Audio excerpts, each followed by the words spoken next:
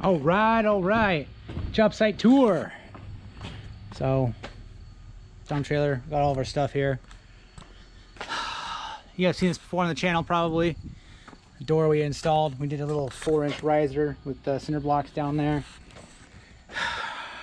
I'm just making it a rectangle house, redoing the roof line, raising it up so it's a obviously a symmetrical roof. This gas line right here is going to be relocated. It's not code, electrical is good. We can just sleeve it, and that water, we don't know what that water goes to, but we can sleeve that as well. Not a big deal. I got a couple more rebars to put in, but that's it. We got inspection tomorrow, and then we can pour.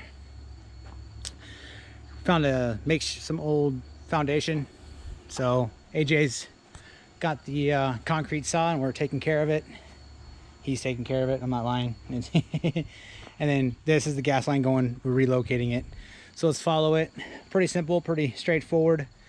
Code's 16 inches for the footing, went 18 and 18, just cause. So a little extra rebar in there too. We just, we want it to last.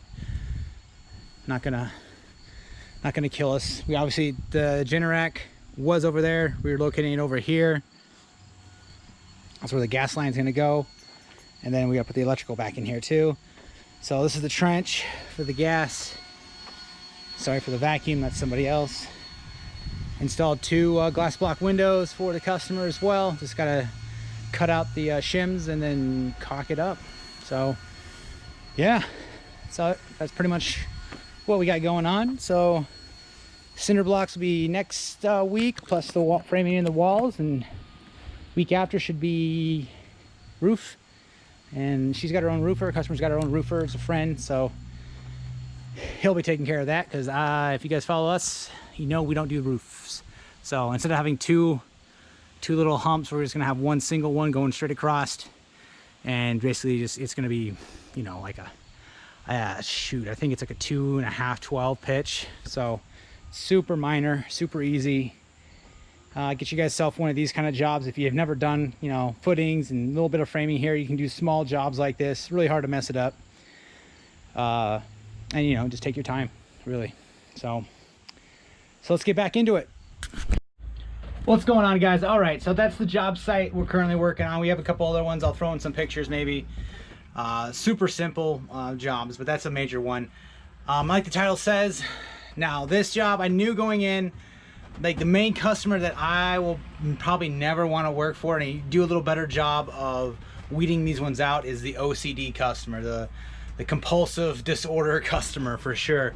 I knew this one was going to be kind of like that. That's why my prices reflect it. So I did, you can work with these kind of customers. You just make sure you got to get paid enough to revisit things over and over again, just because it's a pretty, there's just a lot of, back and forth, this and that kind of thing. So yeah, so absolutely, if you're starting out, make sure you just, if they say they're OCD, that's a red flag.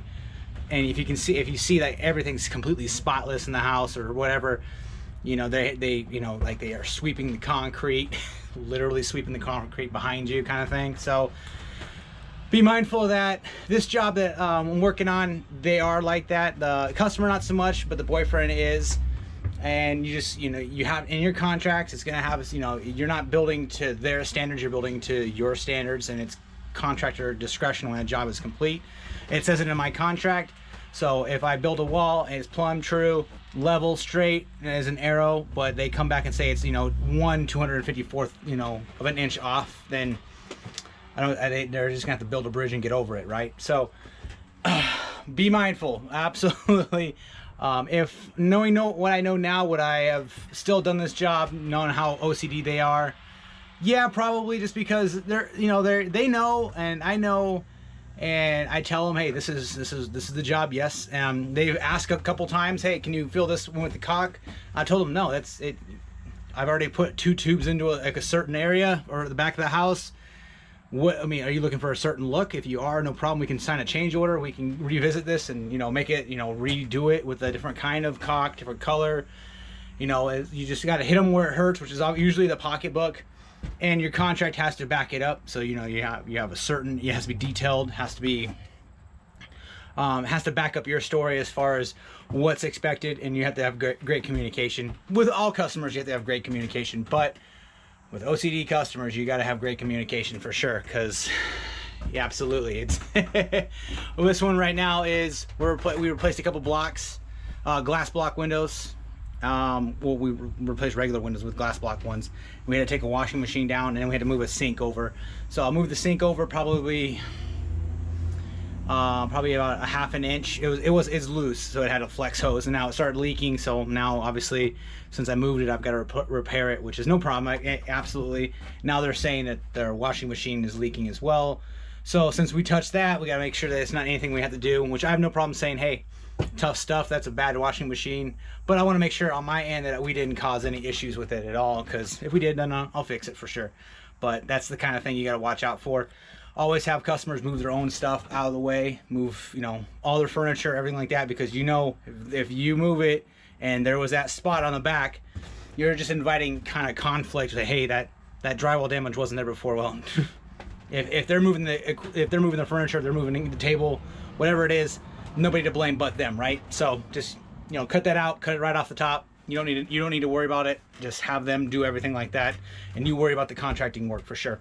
So another thing, in your contract, excuse me, you know, you have to say if you're doing drywall work, carpentry and stuff, there's going to be a certain quality, you know, to expect, and a certain quality not to expect. You're not going to be doing a level 5 finish on drywall. That's never, you're not paying for it, right? So just make sure you know that for sure in your contracts. So like I said, OCD customer is probably one of the most time consuming I've actually come across so far. This is the first real OCD customer, you know, the ones that, you know, sweep up concrete when you're not even done with your wheelbarrow kind of thing. So it is what it is. But yeah, I would highly recommend you guys revisit if you're gonna do it. If you know a customer's gonna be OCD, just add an additional 25% to your price. And if, you know, they say it's too expensive, great, you dodged a bullet. But at least if they approve it, you've got the extra money to spend the extra time to make sure, you know, to kind of cuddle them and make sure they're happy, kind of thing, to a certain extent, because some people just, you cannot make it happy. And customers are not always right. Despite what people tell you, they're not always right. You as a professional are probably going to be more right than wrong. At least I would hope so.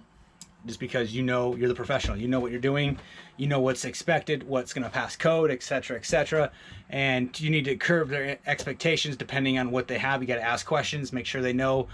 If you're installing a kitchen with granite countertops, make sure they're not expecting marble countertops, you know, stuff like that. So that's all I got for you guys. I'll leave with a couple more pictures from another job site. Small bathroom. We're gonna be tiling it out, you know, putting a vanity that's already there. Customers actually acting as the GC, so they provide all the materials, which is okay. Went there one time that it wasn't enough materials, but that was ahead of schedule anyway. So I don't know if I like this or not, but so far he has everything he needs.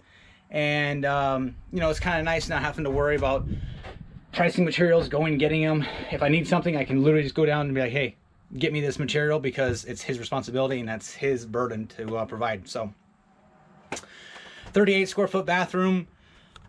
Maybe 40 with the toilet, but I mean, without the toilet, it's kind of useless square feet anyway. But toilet, drywall walls, paint, and installing a vanity that's already there, labor only is about $6 grand. So not too bad. I mean, and it's obviously a PVC tub, so it's not like we're doing a shower pan or anything like that. So pretty easy, you know, straightforward. And I'll be subbing out the tile work and be taking care of the rest of it myself.